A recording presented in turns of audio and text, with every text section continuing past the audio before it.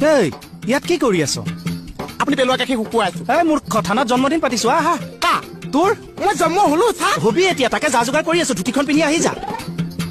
কৃষ্ণ কৃষ্ণ অৰ্জুনত লাগি ভৈল উৰল পথালি কংকাল ফান্দিয়া বল দিলা বনমালী। অ ছাৰ শাস্ত্ৰত কি ক'লেনো? শাস্ত্ৰই কৈছে যে কৃষ্ণে দেখিলন্ত মাৱক গৃহ কৰ্মে গৈলা আনঠু কাঢ়ি উদুখলত আনিবাক লৈলা। বেলেগ দিছে হয়তো গৰমৰ কথা এটা মুখত ভৰাই দেচোন। মনে মনে বহি থাক। কৃষ্ণে দেখিলন্ত মাৱক গৃহ কৰ্মে গৈলা আনঠু কাঢ়ি উদুখলত আনিবাক লৈলা। চাহ আনিছ মনে মনে দি যা পুথিৰ মাজত কিয় কথা কৈ দিয়? হ'ব হ'ব আপুনি পঢ়ক দে আফটাৰ দ্য ব্ৰেক চাহ দি ল দেই। কি বুজাইছে এসোপা?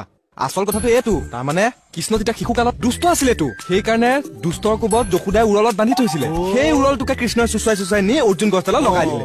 সেইটোৱে কৈছে তাত। এই তই লং পেণ্ট পিন্ধি ভুল ধৰিবলৈ আহিছ পাই ধুতি ক'ত ধৰ্ম কৰ্ম একো নেজান ন পিছোৱা উঠ।